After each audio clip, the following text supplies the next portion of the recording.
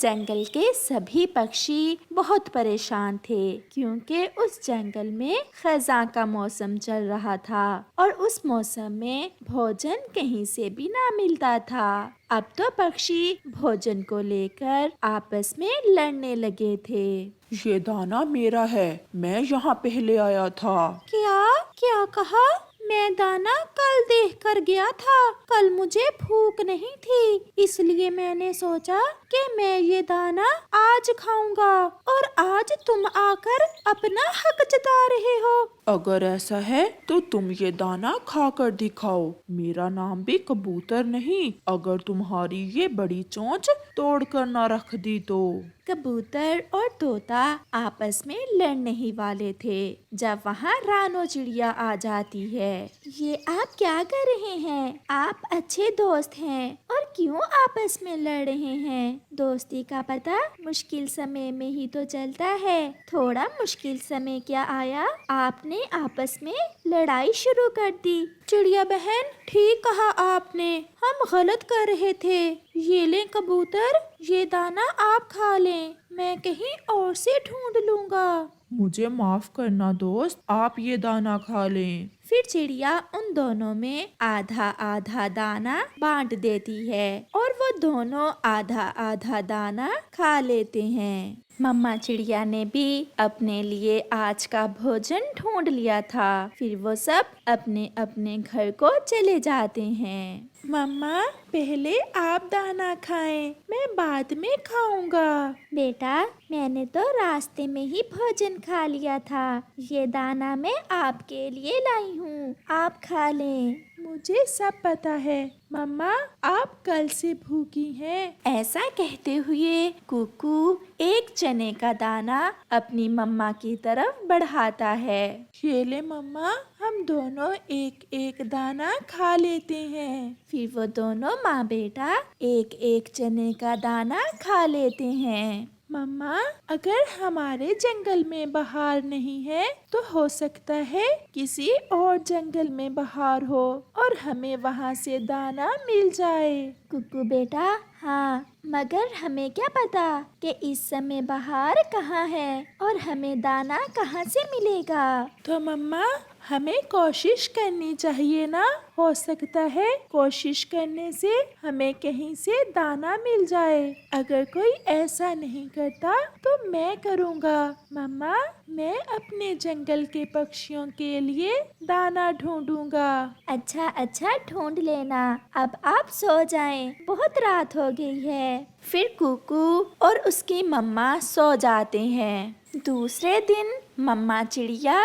नदी पर बैठी गोरी कौवी से कहती है, मेरा कुकू भी आज दाना ढूंढने गया हुआ है। अच्छा, उसे कैसे दाना मिलेगा? ऐसे मौसम में तो हम बड़े पक्षियों को कुछ नहीं मिलता, फिर उसे क्या मिलेगा? मगर गोरी कौवी और उसकी मम्मा ये नहीं जानती थी कि कुकू तो आज उड़ते उड़ते दूर घने जंगल में चला गया है। वो वहाँ चला गया है जहाँ कोई भी पक्षी अभी तक नहीं गया था। वहाँ के पेड़ बहुत घने थे।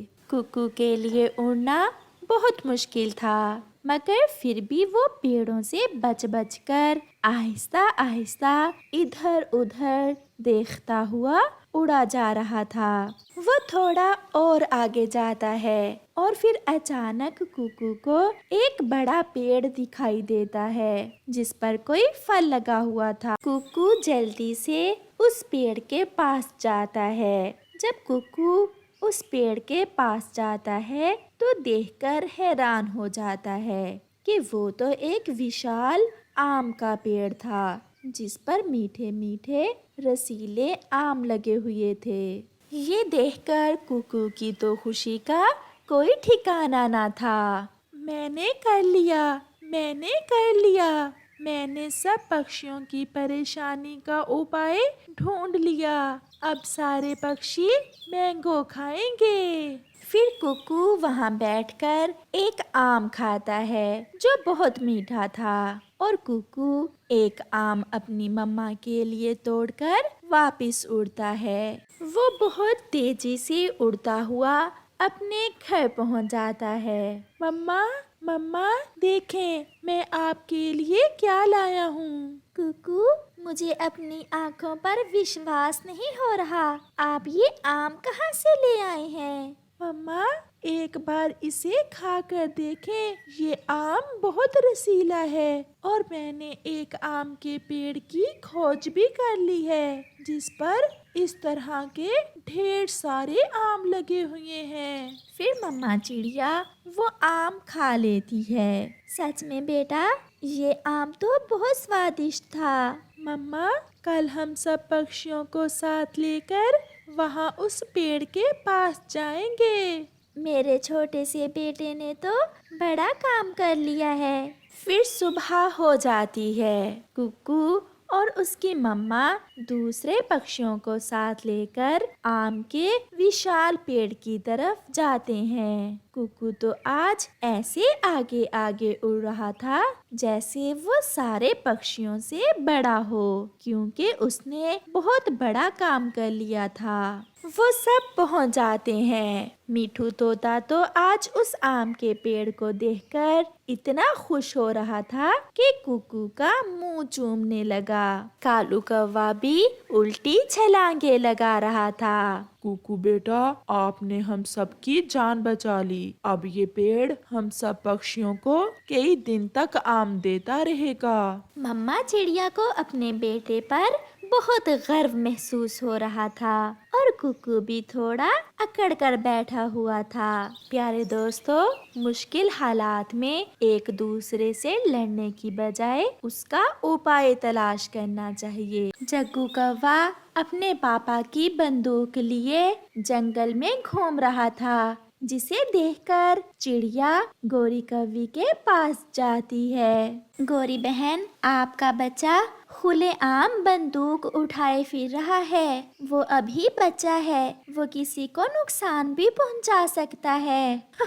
क्या डरती हो मेरे बेटे से? तुम चिंता न करो, मेरा बेटा एक शिकारी का बेटा है, उसे बंदूक चलाना अच्छे से आती है। फिर भी बहन, वो अभी छोटा है, तो क्या तुम्हारे कहने पर मैं मारना शुरू कर दूं अपने चांद से बेटे को?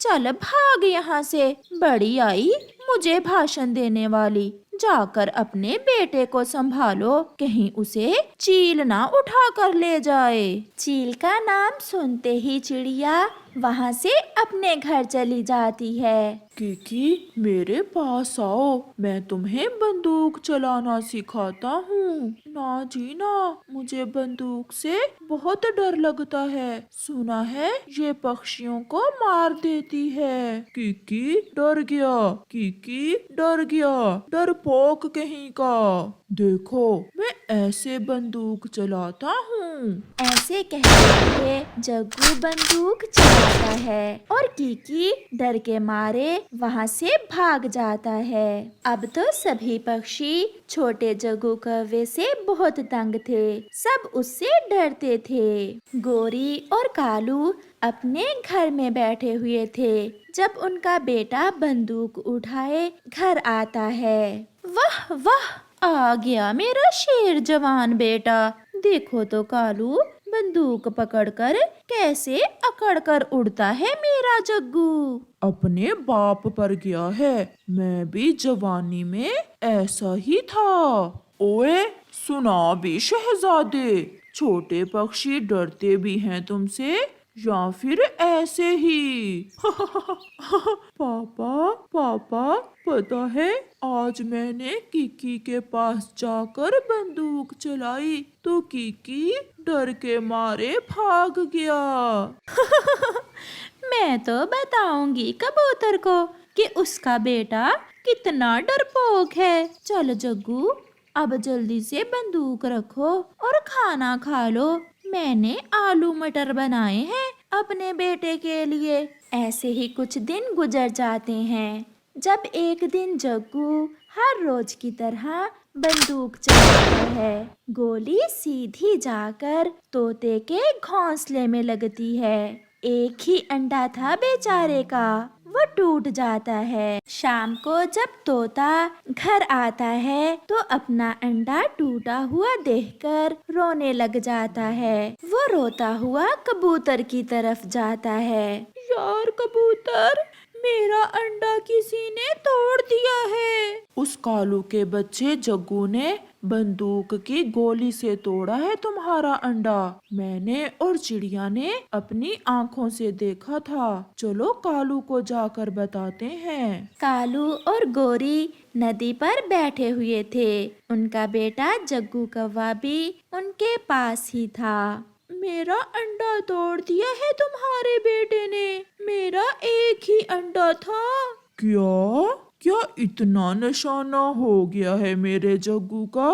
गोली से अंडा तोड़ना तो बहुत मुश्किल काम है। ऐसा तो मैं भी कभी ना कर सका। हम तुम्हें तुम्हारे बेटे की शिकायत लगाने आए हैं और तुम अपने बेटे की बढ़ाइयाँ करने लगे हो।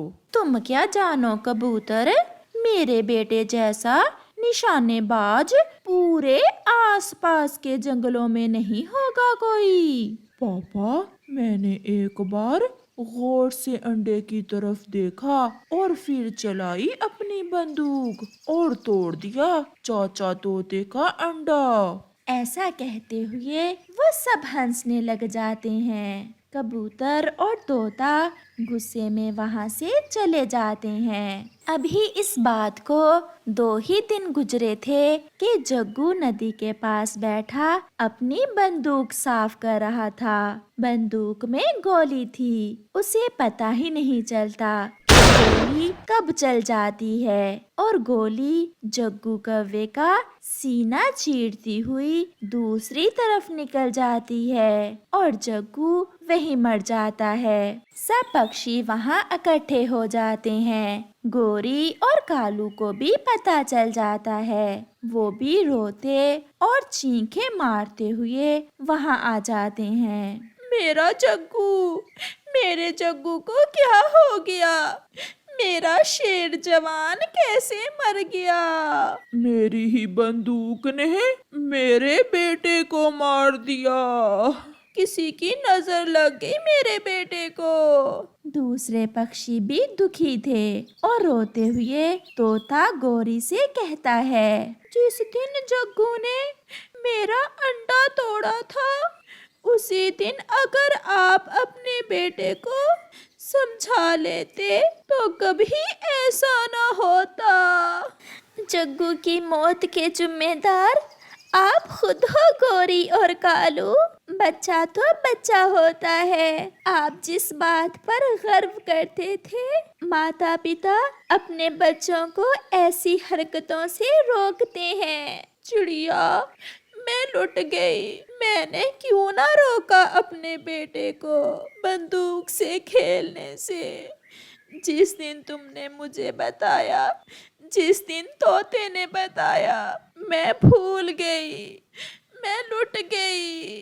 फिर गोरी बैठी ऐसे रोती रहती है, मगर गोरी के रोने से जग्गू अब लौटकर कहाँ आने वाला था, क्योंकि गुजरा समय लौटकर नहीं आता।